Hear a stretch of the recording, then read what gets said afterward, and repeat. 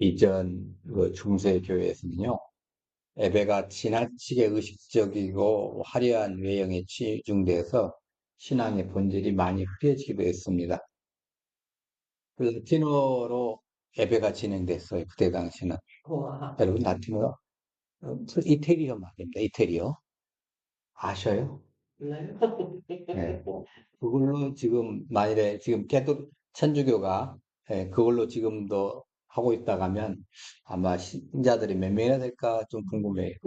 다행히도 거기도 종교교회 그래가지고 이제 현지 언어로 바꿨습니다만은 신자들이 이해를 할 수가 없는 거예요.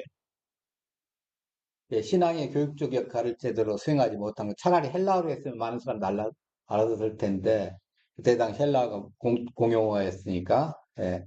그리고 이제 그 미사의 핵심이 뭐냐면 성찬식이었어요. 오늘 성찬식이 있습니다만은 그러니까 성찬식이 또 사제 중심으로 돼요. 여러분 캐톨릭 그 성찬식 하는 거 아시죠? 예. 그 이제 빵을 먹을 때 어떻게 해요? 이제 앞으로 나오면 사제가 입으로 아 불리면 하나씩 뭐 새 모이 주듯이 집어넣어지고 이게 또 포도주는 마시다가 흘리면 예수님의 보혈이 땅에 흘리면 큰일 나니까 대신 마셔줘요. 그러니까 성찬식이 끝나면 사제가 술 취해가지고 있어요. 다른 사람들은 멀쩡한데, 예, 이제 그게 이제 문제가 있었고, 그럼 신자들은 소외감을 느낀 거예요. 그리고 이제 성상이라든가 그림이라든가 무슨, 이제 상징들, 이게 좀 지나치게 강조되면서 신자들의 신앙이 물질적인 대상에 치우치는 경우가 많이 있어요. 그게 개혁의 요소가 상당히 많았죠. 예. 근데 하나님은 어떤 사람이 어떻게 예배하는 것을 원하실까요? 예수님 오늘 본문에 이렇게 예배하는 자를 찾는다고 하면서 사마리아 여인과에 대해서 우리에게 교훈을 주십니다. 자, 예수님이 사마리아 지역을 이제 경유한 것은 당시 유대 사람들 사마리아 지역을 좀 피해 다녔죠. 그래서 이제 불결한 땅을이라고 생각을 하고 의도적으로 좀 이렇게 했는데 그 땅을 일부러 그 땅을 통과하신 거예요. 갈릴리하고 유다 사이에 사마리아가 딱 끼어 있거든요. 근데 유대 사람들 그 사람들하고 같이 이제 접촉하기 싫어서 그 사마리아를 빙 돌아가 다녔어요. 상당히 그 멍청한 짓을 한 거죠, 어떻게 보면. 근데 왜? 그 종교적 자존심 때문에 전부 걸어 다닐 수는 불구하고 지금 뭐 자동차로야 뭐 멀리 돌아도 기름이 좀 문제지만 하여튼 그렇게 했는데 더군다나 당시에는 남성과 여성이 외간 여성과 얘기한다. 지금도 이제 중동에 마찬가지입니다만은 그 외간 여성들하고 함부로 얘기해서는 안 되거든요.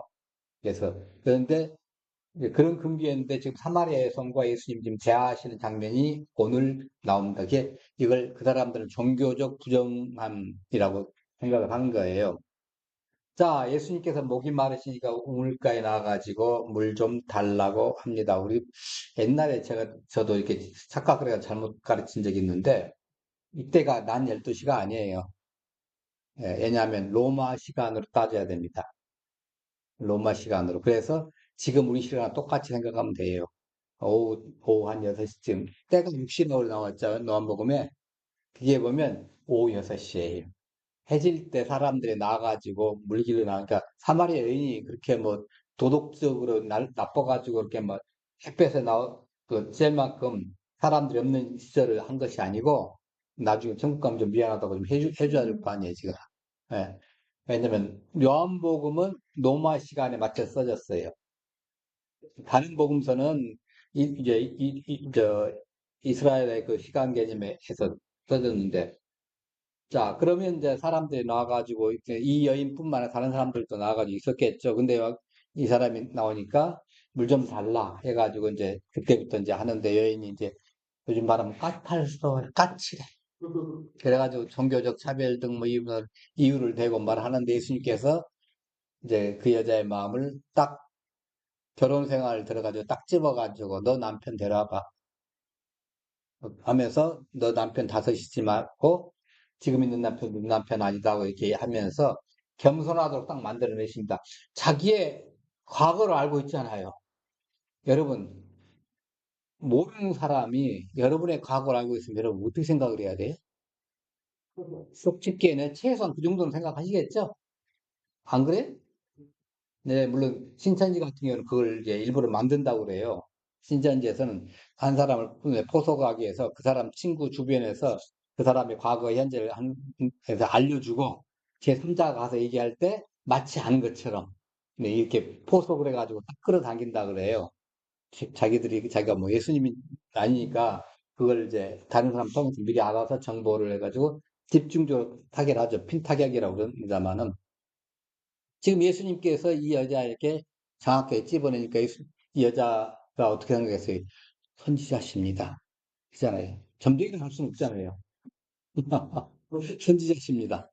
선지자들은 하나님께서 보내신 분이기 때문에 사람의 모든 과거를 읽는다고 생각했거든요.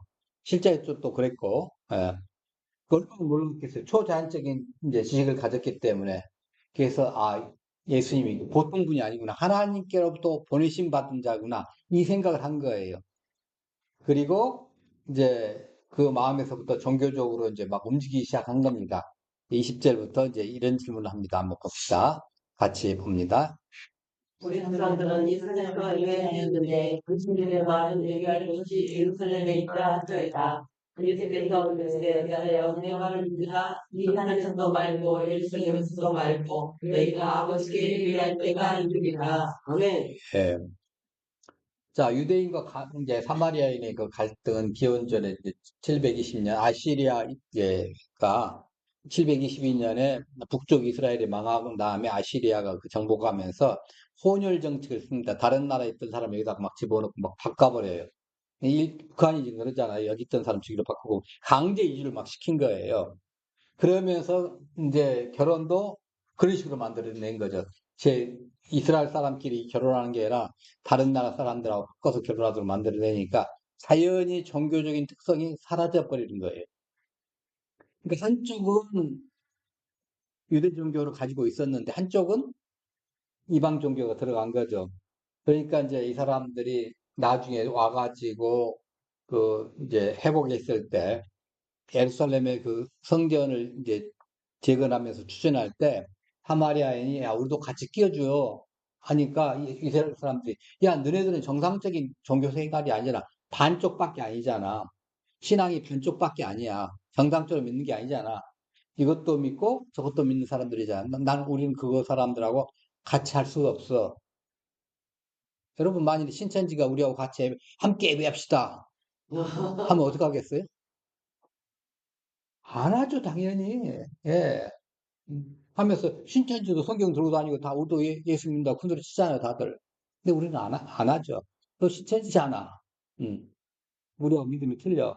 그러니까 그런 것 때문에 이 사마리아 사람도 이걸 이제 유대인하고 갈등이 심했는데 그 전에 이제 남과 북이 갈리면서 남각이 이제 그 솔로몬 이후에 남쪽과 북쪽이 나라를 반쪽 냈잖아요. 그러면서 그쪽에는 북쪽에 있는 사람들이 남쪽 예루살렘에 와서 예배드리러 왔다 갔다 하다 보면 사람들의 마음이 어느 쪽으로 움직이겠어요? 남쪽으로 움직이겠잖아요. 그럼 북쪽에 있는 왕조는 잘못하면 자기들 물려날 이게 이어될 수 있으니까 거기다가 그리신 산에다가 산당을 세워놓고 야 여기서 예배해 내려갈 필요 없어 이렇게 한 거예요. 그러니까 이제 거기서 부정한 이제 문제가 생긴 거죠. 부정한 혈통이 된 겁니다. 어떻게 보면 그런 것 때문에 자꾸 이 사마리아에 있는 사람들하고 남쪽 유대 사람하고 너는 이제 우리가 정통이고 넌 정통이 아니야 하면서 이게 다투는 거예요. 네, 거기 왜냐하면 북쪽 사마리아 사람들은 모세 오경, 그러니까 신명기까지만 믿어요. 창세기부터. 그 뒤로는 우리는 몰라. 이렇게 하는 거예요. 그게 더동이랑 그렇잖아요. 자, 그런 속에도 이 사람들 속에도 여호와 하나님에 대한 그런 아릿한 뭐가 있죠. 그래서 우리도 구원받아야 돼. 우리도 구원받아야 돼. 당시에 뭐 이스라엘 사람들은 사마리아나 이쪽 이스라엘이나 다 함께 어떤 상태에 로마의 압제상이 있는 거잖아요. 이게 어떻게 보면 로마에서 벗어나고 자유롭게 생각하고 또 내가 농사를 지면 그 농사 지은 만큼 내가 챙기고 이래야 되는데 다 뺏기고 이렇게 수탈당하고 너무 힘들게 살잖아요. 종교적으로도 힘들고. 예, 그래서 그 사람들도 이제 상당수가 하나님에 대한 열망은 있어요. 근데 바로 알지를 못해서 그러죠. 바로 알지를 못해서. 이게 안타까운 거죠. 어떤, 이제, 그 유대인들은 오랫동안 예루살렘에서 예배한다고 주장을 해왔습니다. 그리고 사마리아 사람들은 그리심 담에서 예배드린다고 아까 말씀드렸죠. 자, 그런데 아까 말씀드린 것처럼 그 포로 귀환 후에 예루살렘의 성전을 재건하면서 이제 이게 문제가 생긴 거예요. 북쪽도 좀 끼워줘. 북쪽의 사마리아 사람들도 끼워줘. 그럼 우리도 예배당 건축할 때 헌금을 좀 내면 우리도 가서 예배 드릴 수 있잖아. 이 생각을 하고 이제 끼워주라고 했는데 남쪽에 이제 갈릴리하고 유대 사람들은 너네는 못 끼워. 안 돼. 너네는 안 돼. 이렇게 딱 잘라버리는 거예요. 그래서 여기 이제 이 사건이 지금 이 얘기가 나온 겁니다. 그러면서 예수님께서는 너희는 알지 못하는 것을 예배하고 우리는 아는 것을 예배하노니 이는 구원이 유대인에게서 납니다. 자, 사마리아 사람들은 모세오경만 믿고 다른 선지자들 다 버렸잖아요.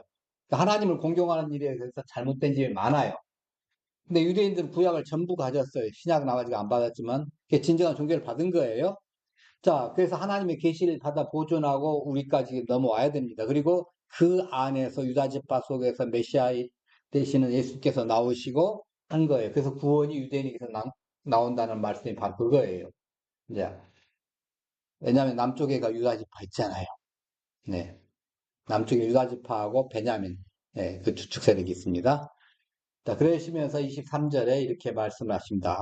23절, 24절 같이 보십니다.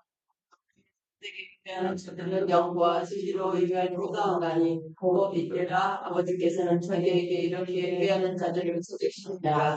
그날 민영이시지 예배하는 자가 영과 진리로 예배를 하시리라. 네.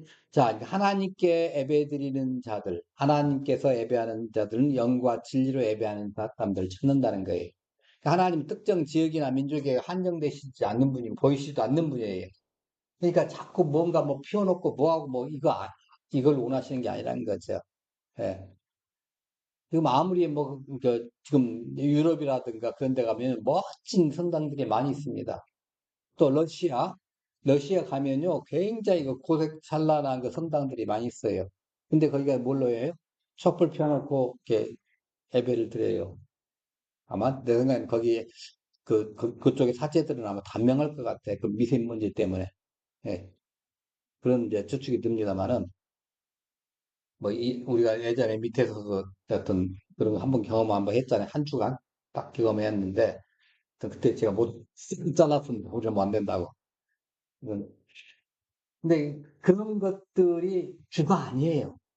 또 뭐 거룩하게 뭐 하고, 그다음에 또 어디 뭐 파이프 오르간 때문에 해가지고 이렇게 이것은 우리 아까 이제 지금 오르간이 지금 문제가 생겨가지고 이제 아까 우리가 찬양 드렸는데 어색했습니다만은 근데 제가 다행인 것은 이 반주라는 것은 우리가 음색을 높낮이를 맞추기 위해서 필요한 것이지 하나님께서 진정 원하는 찬양은 뭐예요?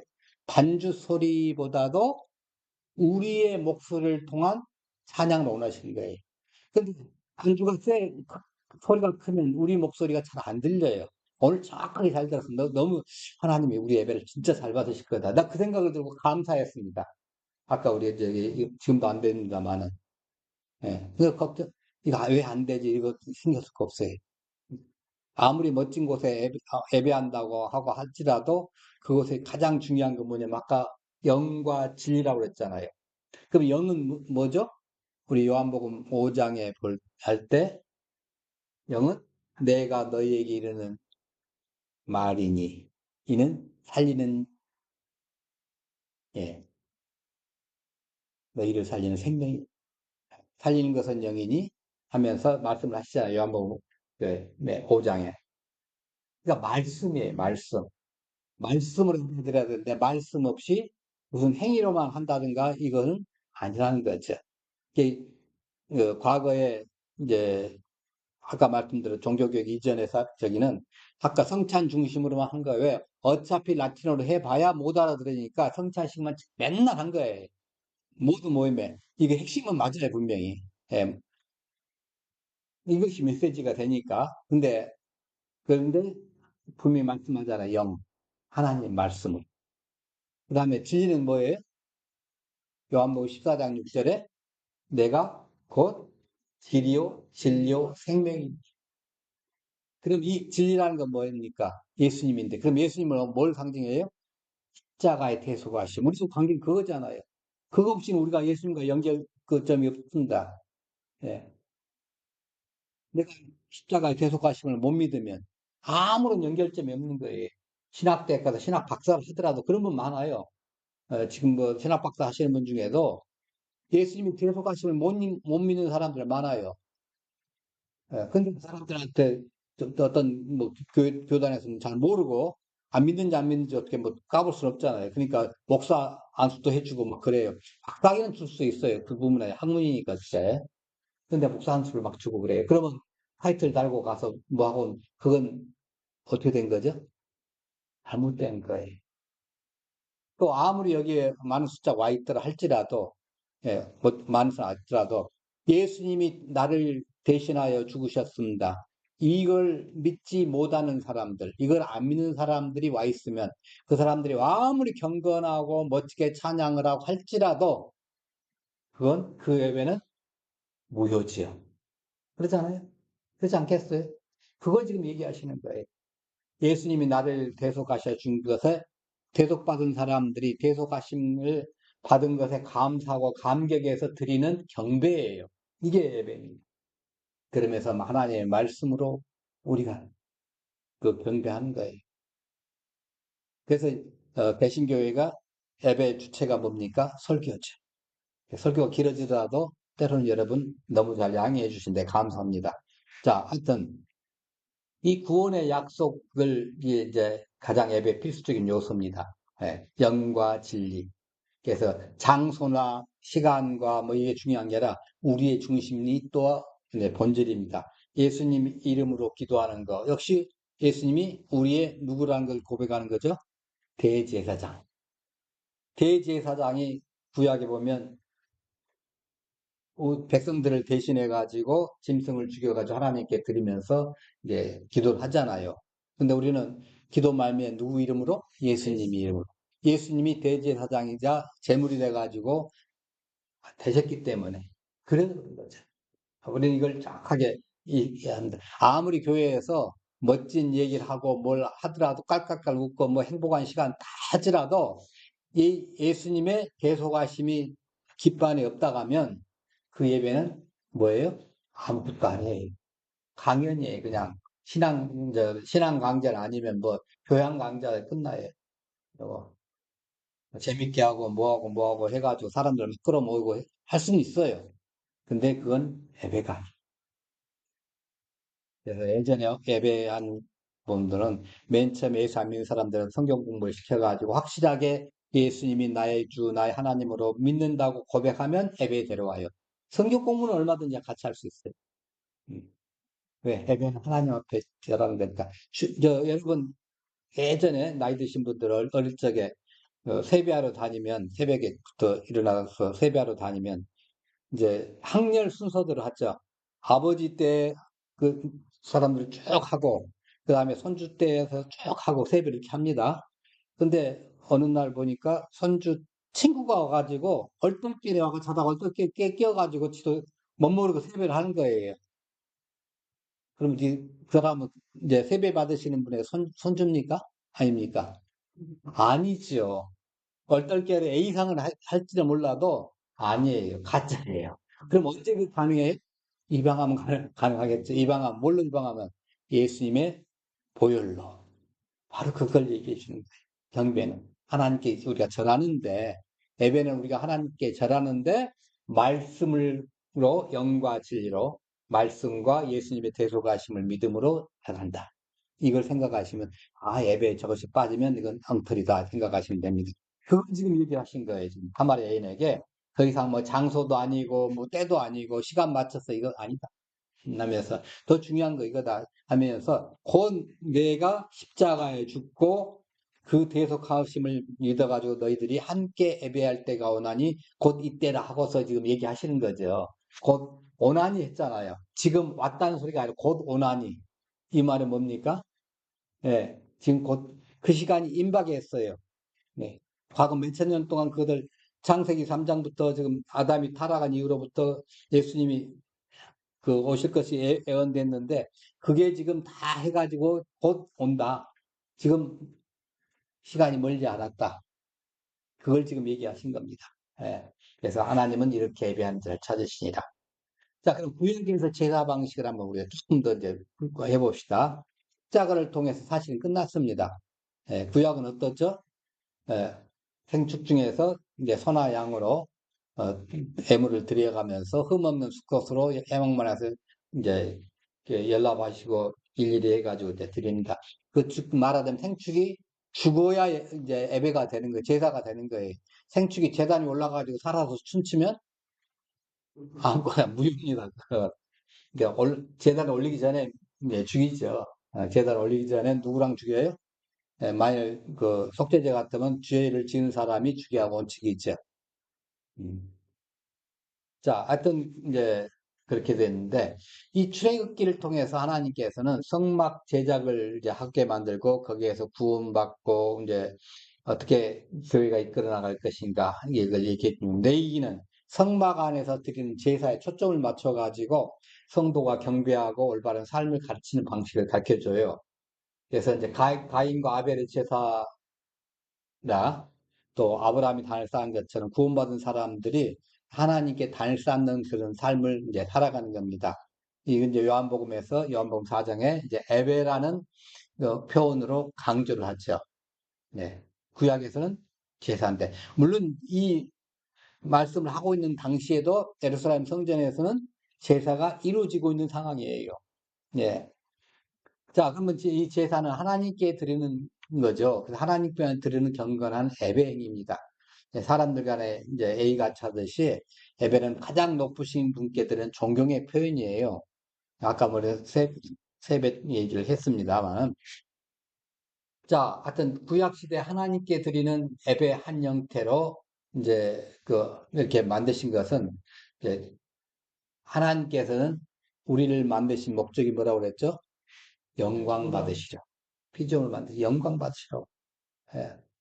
그래서 움직인 것이에요. 그러니까 어린아이가 태어났는데 와가지고 어린아이가 나가지고 어린아이는 먹고 싸고 먹고 싸고 자고 맨날 먹고 자고 먹고 자고 하면서 뭐죠?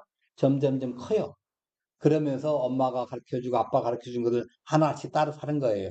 그래서 잘한다고 하면서 칭찬하고 또 이렇게 하잖아 사랑해주고 이게 영광이에요. 하나님께 영광 돌린 거예요. 예. 근데 태어나자마자 천상천하 유아독전하면서 지 혼자 난 것처럼 한다고 하면 하나님께 영광이 안 되죠. 예. 자, 영광 받으러 이제 한 거죠. 예배를 겁니다. 그래서 만일에 하나님 외에 다른 것을 예배하거나 경배한다 하면 이걸 뭐라고 그랬죠? 우상 숭배. 예, 이스라엘의 백성이 광야에서 우상 때문에 나도 혼난 경우가 많이 있죠. 우상 때문에 혼나고 또 원망하고 불평하는 것 때문에 혼나고 많은 사람이 죽고 막 그랬습니다. 자, 여튼 구약의 제사 제도는 하나님이 정해 주신 규율을 따라 올바른 예배의 본질을 배우게 하는 과정입니다. 그래서 이 예배의 본질을 잘 배우면 신약에서의 예배의 의미를 우리가 알 수 있어요. 우리는 구약의 제사를 한 번은 그냥 퉁쳐가지고 읽고 정말 잘 안 읽기 어려운 부분들이 출애굽기 종종 있고 레위기는 더 말할 것도 없고 막 그러잖아요. 근데 그 안에 그 읽기 어려운 부분들을 깊이 파고 들어가면 들어갈수록 정말 진수가 나옵니다. 아, 예배는 이렇게 드리는구나. 그래서 사실은 제가 11월 이제 첫 주입니다만은 앞으로 성찬식 할 때마다 예배에 대한 강의를 계속 좀 하려고 그래요. 같이 말씀을 계속 좀 나누려고 그럽니다. 네, 이만큼 중요하기 때문에. 단순하게 우리는 너무 쉽게 그냥 교회에서 앉아 있으면 뭐 다 되는 걸로 생각을 했어요. 근데 그게 아니더라고요. 알고 보니까. 물론 종종 말씀을 드린 적이 많이 있습니다만은 이스라엘 백성은 그 훈련을 광야에서 몇 년 받았죠? 40년 받았어요. 예배하는 훈련 받은 거 어떻게 보면. 올바른 예배와 신앙의 태도를 잘 익혀야 되는 거예요. 자, 우리도 마찬가지죠. 그래서 베드로전서 2장 5절에 너희도 산돌같이 신령한 집으로 세워지고 예수 그리스도로 말미암아 하나님이 기쁘시게 받으실 신령한 제사를 드릴 거룩한 제사장이 될지니라. 예, 그 거룩한 제사장에 저와 여러분이 거룩한 제사장이 제사장은 뭐죠? 예배 드리는 자예요. 예배드리는 자. 그래서 여러분도 제사장이고 저도 제사장이고 똑같은 제사장이에요. 네. 그래서 다만 구약 시대는 짐승이 지냈는데 지금은 예수님이 이미 드려주실 거예요. 그런 짐승 제사는 필요 없고 이제는 예수님이 계속하신 받은 거 하나님의 말씀으로 드려지는 예배 이게 우리 예배의 본질이라고 이렇게 말씀을 드렸습니다. 자, 솔로몬의 얘기를 조금 해봅시다. 이방 여인과 혼인하면서 이방 여인들이 때문에 산당 짓고 뭐 짓고 하면서 그 우상 숭배한 것이 굉장히 잘못한 거죠. 그 나라가 죽뚝난 가장 큰 원인이 바로 그거예요. 우상 숭배 안 했어야 되는데 우상 숭배한 거니까. 그러니까 보통 하나님께서 그때는 좀 놔두시더라고. 회개의 기회를 주셨어요, 사실은. 회개할 해결을 못하고 결국은 죽어버렸잖아요. 그러고 나니까 그 아들 때에서 이제 나라가 뚝뚝 난 거죠. 그러니까 이거 해도 괜찮은데 이게 잘못인 분명히 잘못이라고 생각은 돼요. 근데 앞으로 뭐가 뭐 없어. 그러면 이게 하나님께서 하라는 소리가 아니고 와 회개하라는 말씀이구나 하고 회개해야 되는데 솔로몬이 그 회개를 안 했어요. 후회를 했어요. 그래가지고 전도서를 써놓고 뭐 잠언 써놓고 하면서 그거 다 그 소리입니다. 지금 전도서 특별히 전도서는요. 헛되고 헛되고 하면서 하나님께 돌아야 된다고. 그럼 지금 하나님께 돌아간다 했다면 우상숭배하는 거 다 잘못됐고 그렇게 선언하고 다 했어야지. 그 해결을 못하고 가니까 문제가 생겼잖아요. 예. 자, 이런 우상숭배하는 시간, 이런 것들은 사실은 뭐 시간이 지나면 또 변질도 되기도 하고 요즘은 또 뭐 타로점까지 나오기도 합니다만은 예수님을 믿고 올바르게 나가는 삶을 산다 하면 이건 하나님께서 번영을 주십니다. 성실하게 제사하고 예배하고 헌신하는 사람들 하나님이 복을 정확하게 주십니다. 이 사람들은 하나님께서 내게 주신 복 아주 잘 경험할 것입니다. 그래서 솔로몬의 초기에 얼마나 하나님께 복 받았어요. 제사 한번 드리는데 1000마리 황소를 갖다 바쳤어요. 그거 며칠 동안 잡았을까? 전 정말 궁금해요. 며칠 동안 계속 제사장들이 잡았을 거 아니에요. 예, 그 피는 얼마나 많았을까? 예루살렘의 그 성전에서 흘러나오는 그 피가. 네, 1000마리니까 소 1000마리입니다. 예, 1000마리가 아니에요. 소 1000마리. 어마어마하지 않습니까? 우리나라의 그 정중 씨가 북한에 가져간 소가 몇 마리였죠? 500마리 했는데도 세계적 누수감이 있는데 솔로몬은 1000마리. 이미 그때 당시 그 옛날에 어마어마했지 않습니까? 솔로몬이 그걸 보시고 그 마음 보시고 얼마나 복을 주셨어요. 그런데 그 복 받은 것 때문에 이제 자기 마음대로 하다가 결국은 문제가 생겼죠. 이제 구약의 제사가 실체가 아닙니다. 그러면 뭘 상징한 거죠? 예수님의 제사. 누군가는 죄를 위해서 죽어야 된다. 죄값은 치러야 된다. 근데 죄인이 죄 없는 사람이 죽어야 된다. 그러니까 결국 누가 죽었어요? 예수님이 죽으셨죠. 그걸 자꾸 얘기해 주는 것이 구약에서는 내 대신 짐승이 죽고 신약에서는 예수님이 죽고 예, 이것을 확신시켜 주는 겁니다. 그래서 사도 요한은 그렇게 세례 요한은 이렇게 했죠. 세상 죄를 지고 가는 하나님의 어린 양 이렇게 했어요. 네. 그래서 이 번제 같은 경우는 아주 삶에 앞으로 배우겠습니다만은 새로운 삶, 다짐하는 삶, 모든 것을 다 청산하고 새롭게 시작하겠습니다. 이런 이제 과정입니다. 화목제는 감사와 기쁨이고 속죄제는 죄를 깨닫고 회개하는 과정이고 속건제는 말씀의 그 빛에 의해 자각된 죄를 회개하는 그런 이제 것을 강조합니다. 자, 하여튼 죄사는 이걸 통해서 하나님을 만나고 하나님을 이렇게 복받는 통로예요. 아론이 백성을 향해 손을 들어 축복함으로 속죄제와 번제와 화목제를 피라고 내려오니라. 그러니까 제사를 끝나면 하나님께서 축복하는데 그 축복 기도를 받고 이스라엘 백성이 받는 거예요. 저는 여러분 아무리 급해도 축도가 끝나기 전에는 나가지 말라 한 이유가 바로 그거예요. 하이라이트가 하나님께서 주시는 거. 기껏 하나님 것도 경고 드렸는데 세금 받으면 세금 받아야 되나? 근데 세금 사라져 버렸어요. 복줄 방법이 없잖아요. 네. 그거 지금 말씀을 하십니다. 신명기 21장 5절도 같이 한번 봅시다. 레위 자손 제사장들도 있어 대사상 가지기를 쓰게 하시며 또 여호와의 이름으로 축복하시리로다. 모든 소소가 모든 지적이 그들의 말대로 하게 되었습니다. 예. 세계 인구조사 사건에서도 이제 이 재앙이 아리우나의 타작마당에서 이 제사를 드리니까 그 연병이 멈췄잖아요. 인구조사 해놓으니까 하나님께서 벌 주셨거든요. 야, 내가 너희들한테 복 주면 네 스스로 이 나라가 부강해 준 줄 알아? 내가 너에게 복 주니까 이 나라가 부강했지? 하나님 그러면서 다시 인구조사를 지 맘대로 하니까 사람들이 막 죽어나갔지 않습니까? 기억이 안 나세요? 예. 근데 하나님께 이제 잘못됐습니다 하고 살 때, 이제 아리우나의 그 타작마당에서 제사를 드릴 때 그 제사가 받아들여져서 더 이상 이제 사람이 희생되는 일은 없어졌습니다. 그거 지금 얘기한 거예요. 재앙을 멈춰요. 이 예배를 통해서. 잘못된 거. 네, 재앙을 멈춰요. 네.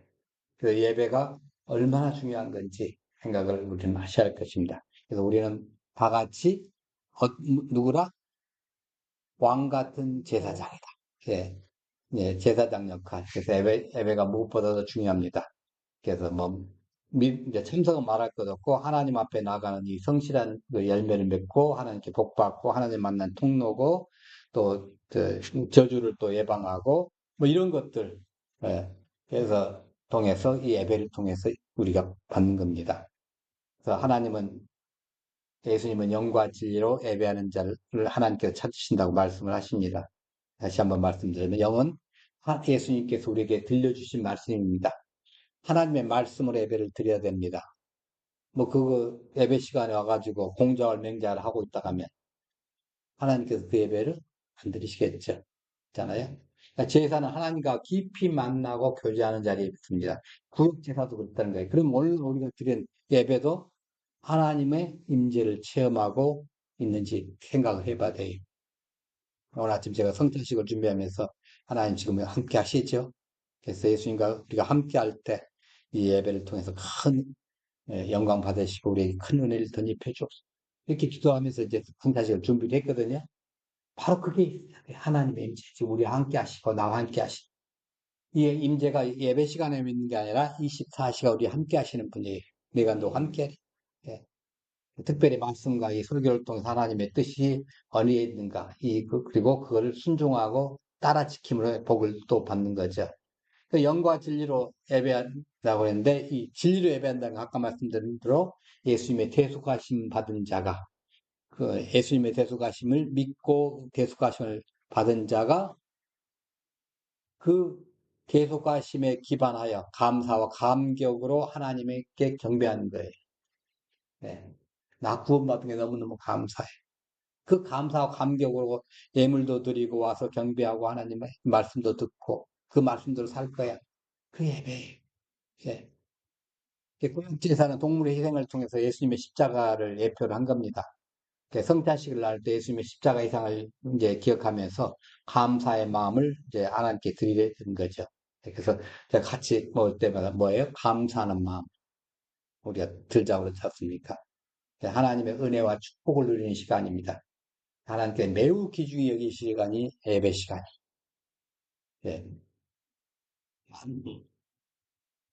반대로 한다면 예배를 내 삶의 최우선순위에서 멀리하고 예배는 시간 날 때 하는 거야. 여기는 안 계시겠지만 내 심심함에 예배에 참석할 거야. 이런 사람들은 하나님께서도 그래 네가 나를 만나는 것은 네 인생의 마지막으로 생각한다면 나도 그렇지 뭐. 그럼 누가 큰 손일까요? 하나님 손일 거예요? 우리가 손일까요? 하나님을 우선순위로 생각하는 사람이 받는 복과 하나님을 가장 막 나중에 생각하는 사람 복이 어떻게 들릴까요? 하나님께 여러분 생각 안 해보셨습니까? 저는 늘 생각을 해요. 저렇다 하나님께서 나도 네가 네 한 만큼 그렇게 생각해 줄게. 그럼 누가 손해일까요? 네, 여러분 스스로 한번 생각해 보시기 바랍니다. 예배의 가치를 깨닫고 실천하고 헌신해 온 사람들 하나님 은혜로 날마다 그 삶이 견고해진 겁니다. 그래서 많은 일들이 있고 바쁘고 정말 바쁘고 힘들어요. 예, 그렇지만은 하나님을 예배하는 것에 최우선순위를 주세요. 이건 여러분의 복의 씨앗이 됩니다. 하나님께 드리는 헌신, 더 큰 은혜와 복의 밑거름입니다. 자, 시편 112편 2, 3절 함께 읽고 이제 기도하겠습니다. 할렐루야. 여호와를 경외하며 그의 거룩함을 굳게 지고 여기는 복이 있도다. 그의 우선이 땅에서 강성하게 유다는 자의 역수에게 복이 있으리로다. 부하들 그의 집에 있으며 그의 무기와 여우이 서 있으리로다. 하나님은 그분의 말씀을 간절히 갈망하는 자를 사랑하십니다.